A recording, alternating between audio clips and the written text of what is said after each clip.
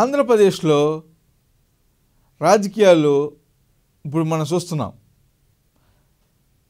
అన్నా చెల్లెల మధ్య జరుగుతున్న పోరాటం రాష్ట్ర వ్యాప్తంగా చర్చించమైంది. జగన్మోహన్ రెడ్డి గారు షర్మిల మధ్య జరుగుతున్న ఈ పోరాటంలో కొంతమంది సమిధులు అవుతున్నారని కూడా చెప్పవచ్చును. ఎందుకంటే వాళ్ళిద్దరి దగ్గర వచ్చిన ఆస్తి తగాదాల వల్ల షర్మిల నేను పార్టీ పెడతానని తెలంగాణలో తెలంగాణ కాంగ్రెస్ పార్టీ పెట్టింది.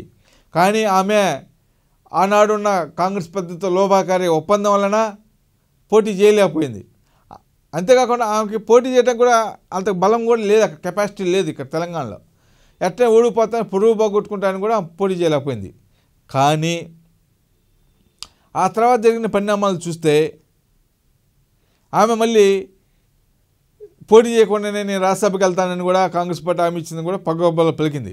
తెలంగాణ ఎన్నికల్లో ఏది ఏమైనప్పటికీ తెలంగాణ కాంగ్రెస్ పార్టీ అధికారం రావడంతో ఆమెకు ఆంధ్రప్రదేశ్లో పీసీసీ పగ్గాలు వేయాలని ఆనాడు కాంగ్రెస్ పార్టీ అధిష్టానం ఆలోచించింది. ఆమెకు రాజ్యసభ ఇవ్వటం కంటే కూడా ఆంధ్రప్రదేశ్ పీసీసీ పగ్గాలు ఇస్తే అన్నవర్గాన్ని చీల్చి చెల్లెలు కొంతమంది ఎమ్మెల్యేలు ఖాళీ చేసుకుంటుందని భావించారు. ఆమెకు పీసీసీ అధ్యక్షులుగా బాధ్యత నిర్వహించి బాధ్యతలను కూడా చేపట్టడం జరిగింది. ఆమె 100 రోజుల ప్లానింగ్ కూడా ప్రకటించడం జరిగింది. మనకున్న అంతర్గతంలో సమాచారం ద్వారా తెలిసింది ఏంటంటే రేపు రాబోయే రోజుల్లో జగన్మోహన్ రెడ్డికి ఉన్న ఇబ్బందులు ఏమైనా ఎదురైనప్పుడు షర్మిల ఆదుకుంటుంది కాంగ్రెస్ పార్టీ నుంచి అని కూడా తెలుస్తుంది. మరొకటి ఏంటంటే మన జరిగిన పీసీసీ అధ్యక్ష కార్యక్రమంలో ర్యాలీల్లో కూడా జగన్మోహన్ రెడ్డి ఆమెకు ఏమాత్రం కూడా అవకాశం ఇవ్వలేదు. ఆమెకు ర్యాలీకి కానీ ఎలాంటి పర్మిషన్ కూడా ఇవ్వలేదు. అంతేకాకుండా ఆమె కూడా జగన్మోహన్ రెడ్డి పైన కూడా ఘాటైన వ్యాఖ్యలు చేసింది. దోసుకోవడం అనేది డైలాగులతోనూ ప్రజల్లో కూడా ఒక అవేర్నెస్ తీసుకొచ్చింది. ఒక ఫైర్ బ్యాండ్గా కూడా ఇలాంటి డైలాగ్ పేల్చింది. జగన్మోహన్ రెడ్డి చంద్రబాబు నాయుడు వల్ల ఏం కాదని ప్రత్యామ్నాయంగా కాంగ్రెస్ పార్టీని కూడా తెలియజేసింది. ప్రత్యేక హోదాపై కేంద్రంలో కాంగ్రెస్ పార్టీ కానీ వస్తే ప్రత్యేక హోదా వస్తుందని, రాహుల్ గాంధీ తొలి సంతకం ప్రత్యేక హోదా పైన ఉంటుందని కూడా ఆమె కరాఖండకి చెప్పడం జరిగింది. ఇదంతా ఒకేతైతే జగన్మోహన్ రెడ్డి వర్గం మటుకి షర్మిల వ్యాఖ్యలను కూడా తీసుకొట్టి పెట్టేస్తున్నారు. ఎందుకంటే ఆమెకు రాజకీయ అవగాహన లేదని, చంద్రబాబు నాయుడు ఇచ్చిన వాగ్దానాలు, చంద్రబాబు నాయుడు ఇచ్చిన మాటలను స్క్రిప్ట్ని ఆమె ఓడుతున్నారని కూడా తెలియజేస్తుంది. చంద్రబాబు నాయుడు వల్ల కేవలం మాట్లాడుతున్నారు తప్ప చంద్రబాబు నాయుడు పవన్ కళ్యాణ్ బుట్టలో ఏమో కూడా పడి జగన్మోహన్ రెడ్డి అవాకు సాకులు బేలుతున్నారు తప్ప ఏమో రాజకీయ పరిజ్ఞానం ఏం లేదని కూడా సజ్జల రామకృష్ణ లాంటి పెద్దలు అంటున్నారు. కేవలం జగన్మోహన్ రెడ్డిని దెబ్బకొట్టాలని షర్మిల వచ్చిందంటే ఒక ఎత్తు, కానీ వాళ్ళిద్దరి మధ్య ఉన్న ఆస్తి కాదు కానీ అనేక వ్యాపార లావాదేవీలు కానీ సరైన మాట్లాడలేక వచ్చిందని చెప్పవచ్చును. చంద్రబాబు నాయుడు కానీ తో పాటు పవన్ కళ్యాణ్ కానీ షర్మిల వీళ్ళు ముగ్గురు కలిస్తే జగన్మోహన్ రెడ్డిని దెబ్బ కొట్టడం అనేది పెద్ద లెక్క కాదనేది కూడా అంతర్గతంగా ఉన్న సమాచారం. కానీ జగన్మోహన్ రెడ్డి వర్గం వాళ్ళు కానీ జగన్మోహన్ రెడ్డికి ఉన్న పార్టీ తరపున ఉన్న కార్యక్రమాల వల్ల కానీ ఏమి జరిగినా కూడా జగన్మోహన్ రెడ్డి ఇదే స్థాయిలో ముందుకెళ్తే భవిష్యత్తులో వీళ్ళని ఢీకొట్టడం అనేది పెద్ద సమస్య కాదు. ఎందుకంటే జగన్మోహన్ రెడ్డి కేవలం సంక్షేమ కార్యక్రమాలను ఎదుర్కొని ప్రజల్లోకి వెళ్తున్నారు. కానీ షర్మిల, చంద్రబాబు నాయుడు, పవన్ కళ్యాణ్ మాత్రము జగన్మోహన్ రెడ్డి చేస్తున్న పాలన చేస్తున్న అవినీతి కార్యక్రమాలు కానీ లేదా వాళ్ళ వల్ల డబ్బు లేకపోవడంలో అభివృద్ధి జరగలేదని చెప్పకుండా ఇతని వల్ల కంపెనీలు రాలేదు, ఇతని వల్ల పరిపాలన లేదు, ఇతని వల్ల డెవలప్మెంట్ లేదని కూడా ప్రజల్లో తీసుకెళ్ళడంలో వీళ్ళు సక్సెస్ అవుతున్నారు. ఈ రెండు విషయాలను గమనించుకుంటే ప్రజలు ఎటువైపు మొగ్గుతారా, ప్రజలు ఎలా ఉంటారా అనేది కూడా మనం ఆలోచించాల్సిన విషయం ఉంది. ఏది ఏమైనప్పటికీ ప్రజా నిర్ణయం ప్రకారం చూస్తే షర్మిలకి రాజశేఖర రెడ్డి బిడ్డగా కూడా అభిమానం ఉంది. అంతేకాకుండా గతంలో ఉన్న ఓట్ బ్యాంక్ కూడా కాంగ్రెస్ పార్టీకి 1-2% ఉంది. ఆ 1-2%తో పాటు ఏమికి పెద్ద ఎత్తున వస్తారా జగన్మోహన్ రెడ్డి తరపు ఉన్న అభిమానులు కానీ వైఎస్ఆర్సీపీ ఉన్న అభిమానులు కానీ అంటే ఇప్పుడే చెప్పలేని పరిస్థితి. ఏమో ఎవరి ఎలా ఉండబోతుంది, ఏమో సొంతగా నిర్ణయాలు తీసుకుంటుందా, లేకపోతే ఏమో వెనకుండా ఎవరు నడిపిస్తున్నారా, లేకపోతే చంద్రబాబు నాయుడుతో రేపు మెజ్జ పోయిద్దా, మళ్ళీ పార్టీ కాంగ్రెస్ పార్టీలో మెజ్జయిద్దా, లేకపోతే టీడీపీ తరపున ఎంపీకి పోటీ చేస్తుందని మనం అనేక ఊహాగానాలు వచ్చినాయి. ఆ ఊహాగానాలు కొట్టిపరిస్తూ పీసీసీ అధ్యక్షులకు నియమితులైంది.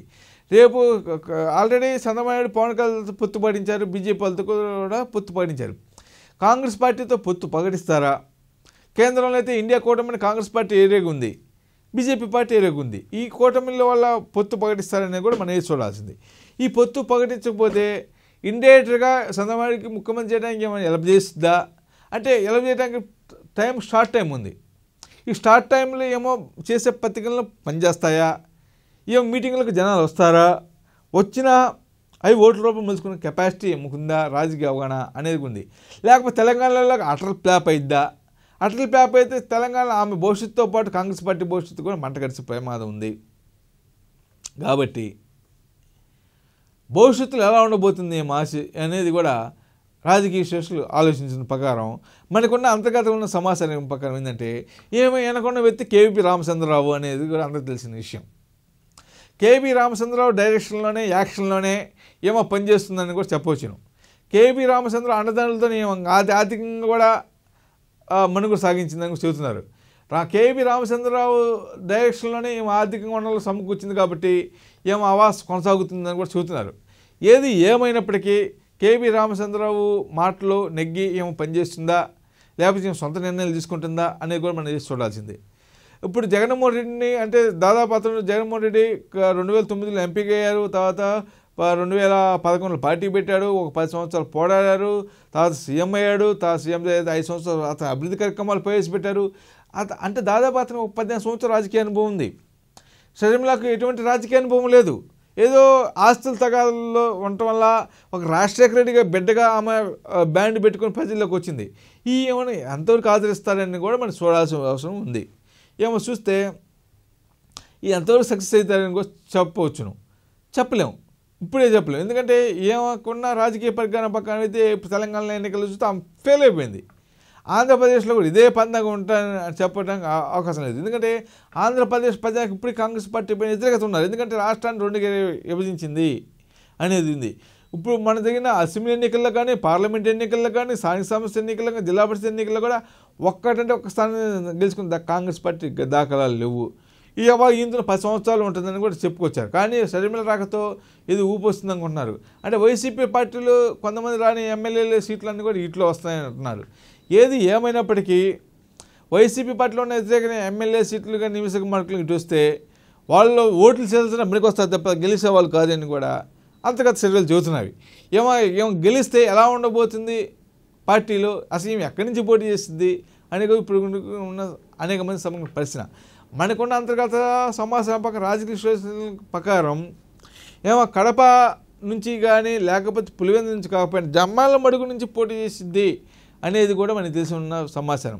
జమ్మాల మడుగు నుంచి పోటీ చేసిద్ది. అక్కడ ఇలా షర్మిల వాళ్ళ రిలేటివ్స్ ఎక్కువ కాబట్టి అక్కడి నుంచి పోటీ చేసిద్ది అని చెబుతున్నారు.